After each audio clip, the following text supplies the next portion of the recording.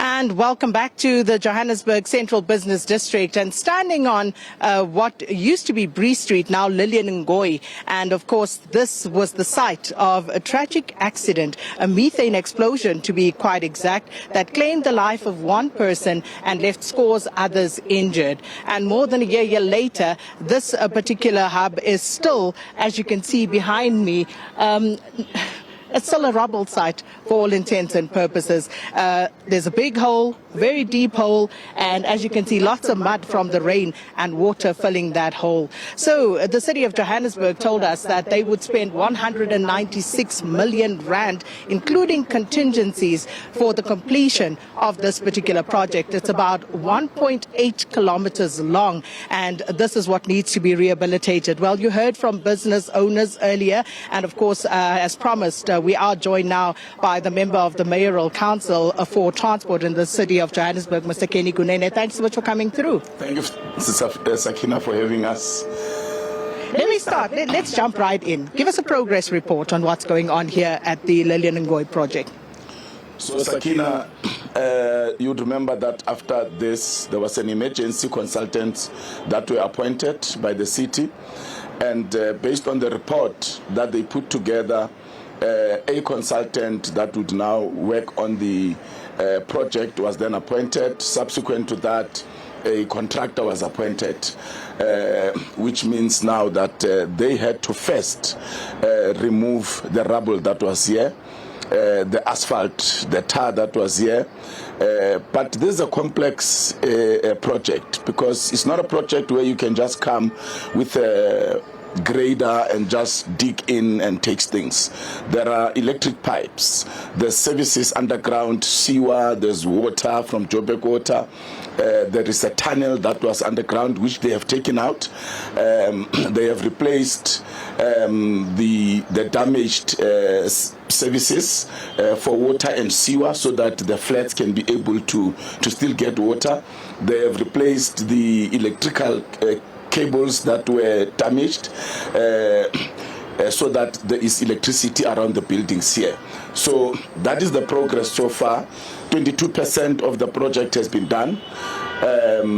Now we are left with the balance of that, which is 78%. So let's talk money. It was said 196 million all in all. How much of that has been spent? About 19 million has been spent with the work that has been done by the contractor before there was a mutual agreement for termination. So let's talk about that termination. Why was that contract of Step Up Engineering, why was that terminated? It's a number of issues. Number one, the contractor will say, look, we're delayed by city power. That's the report that I got because I had to intervene. But also the contractor would say we're not being paid on time. But JRA would then say, no, but you have an obligation to meet your contractual agreement. So it was a combination of issues. But what happened is, in that process, the contractor was owed some money. The contractor was unhappy, and the contractor was then decided to take JRA to court. And when I heard that, I then had a meeting with the officials where I was informed, yes, there's a court case. Now, for as long as there's a court case, we cannot appoint anyone here. And then I intervened. I called all the parties around the table, and I made them realize the inconvenience that they are causing to the residents here, but to the residents of Johannesburg, to the taxi industry, to motorists who use this road. And after those deliberations, there was a mutual agreement that a termination will then happen, so that SCM process can kickstart to appoint a new contractor. So phase one of this project was set to be completed in December of 2024. At what point did the city become aware that they were not going to meet that deadline? At a point when there were delays, about 3 months or so of delays, at a point where they had to now terminate by mutual agreement the contract.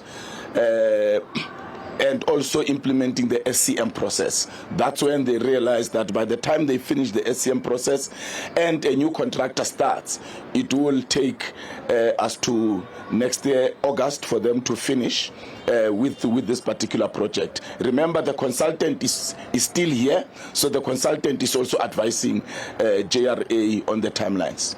So the engineering firm here, Step Up Engineering, this is an engineering firm that already has a court case pending with the City of Johannesburg for a previous project, the Eldorado Park substation project. So how did they manage to get appointed for this project when already they have a poor track record of service delivery in the city? All right. Look, Sakina, I cannot speak for what happened, but I had to find out. And my understanding is the name that was used at City Power is a different name to this one. The biggest challenge with us political accounting officers is that we must not involve ourselves in procurement processes. But when shit hits the fan, we must respond. And I will respond. JRA has got processes, very watertight processes. Companies are vetted. And from that vetting process, nothing came out that the company was incapable. It's a 9 CE. It meets the requirements. It has not been blacklisted by Treasury. So the company is all right. When you look at what is happening on paper, it's okay. And by the way, from what I found out from the officials at City Power, the company actually is suing City Power for 94 million of unpaid monies to them.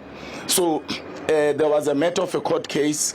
3 officials of City Power were exonerated by the court, and Mashaba then instituted a disciplinary after the court has cleared them, and the 3 officials were then fired. So sometimes I don't want to get into political things that happened before, but from where we are sitting as JRA, and the report I got from my officials is that the SCM process was clean, it was proper, it was perfect. Step Up has done projects outside of this one of City Power, and they finished those projects. So this raises questions about the processes in the bid adjudication committee, for example, because how is it that this particular company and its directors, you say they came in under a new name, but surely the directors' credentials, their ID numbers remain the same. So what does that process entail when they are evaluating all of these bids? The brief is that the directors of the previous company at City Power are not the directors of Step Up. So the directorship has also changed. And nothing flagged the directors. The SCM process, once it's done, it goes to probity. Probity is also a legal process that vets the SCM process. So both processes could not find anything wrong with the appointment of the company. So and everything was clear. So the process is watertight, and there was nothing wrong. Just because there are disagreements between the contractor and JRA on the performance or on the implementation of the process doesn't make the company useless. It might be a question that there were those delays, those misunderstandings. The company would say, you're not paying us on time, we're losing our site managers and what have you. But JRA is saying, that's not our business. You have to make sure that the project is implemented according to the timelines. That is why when I interfered, there was a mutual agreement that, look, we are not finding each other. Let's walk away from this one in the interest of this project being finalized and the citizens of Johannesburg being handed over their road back. And you say now that it was by mutual agreement. However, there was reports that those the directors, the people at Step Up Engineering, were actually alleging that people within JRA, they said that there are officials who are taking kickbacks from them. So, are you aware of that? I have heard that, but you see, when it comes to work, I don't want rumors. Bring me evidence that somebody has taken a kickback so that we can be able to deal with that person. And that is why when when things could not happen according to the contract, there was that discussion. And that is why when I intervened, there was a mutual agreement. So if there are officials that are taking kickbacks, give us the evidence, bring that information. It was not brought officially to me. I just heard about it on social media and so on. And have you since discussed that matter, at the very least, within the department? I have discussed it with the CEO and the CFO, and they too have not had any official complaint on their table. So what is the newest projections in terms of the scope of the work that needs to be done, the cost involved, and the completion date for this particular project? Look, the cost would be the remainder of what was budgeted for, but one must also add that the price of the brick today or when this project happened was not the price of brick now. So I cannot now commit. Let SCM and finance consultants work on what would be the cost going forward. But from where I'm seeing 196 million including contingencies. Yes. But I'm saying to you, Sakina, let me wait for the finance department, the SCM process to be finalized. And I am agreeing with the city manager that in terms of what the consultant have put forward, that is what is going to be spent. So 19 million of that, plus minus 19 million of that has been spent, which means the remainder must then be spent. But let's be guided by the new BOQ. So the new contractor, yes. How far are we on that process? It is at SCM process. Remember, as I said, there was this legal matter. And once they have signed on the dotted lines, which should happen by the end of today, then... What are they signing about, by the way? It's just a mutual agreement. To say? Remember, when you go to court, you have to go back to court and say we have agreed that we are parting ways, and whatever that we are owed, we are paid, and then we are working away. Everybody pays for their legal fees, and that's it. But you cannot appoint a contractor at this point in time because then the lawsuit might change.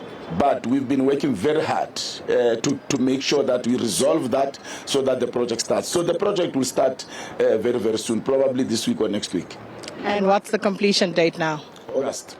August next year. August next year. And if it doesn't happen? If it doesn't happen, Sakina will then interrogate the circumstances. Rain happens, but I think they've taken into consideration that there's a rainy season. And I think that will be the only issue that might cause delays. As you can see, there's water in here.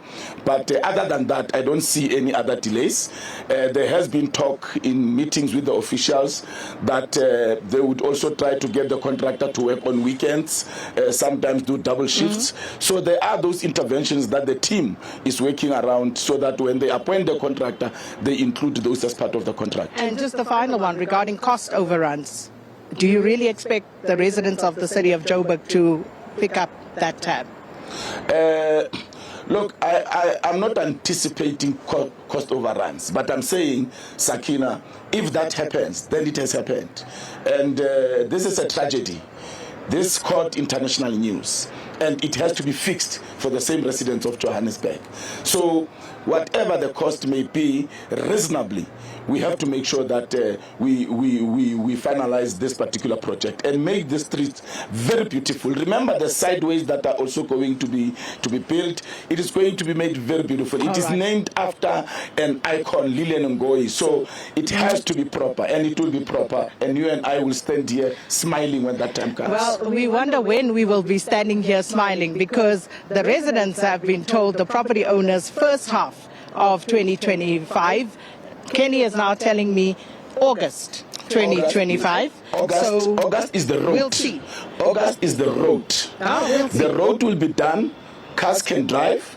And then the sideways construction will then start. MMC for Transport in the City of Johannesburg, Kenny Kunene, coming to you live here from the City of Johannesburg, and we literally are on Lilian Ngoyi Street. This is exactly where that methane explosion took place, and as you can see behind you, it's at the moment it's just a hole, and with water and dirt in it. That's what it is. 19 million rand spent so far on this project, but of course we're going to keep a close eye, a tight rein on this expenditure, because 196 million rand, including contingencies, is what Floyd Brink said, and we're going to hold them to that on this particular project. With that, it's back to studio.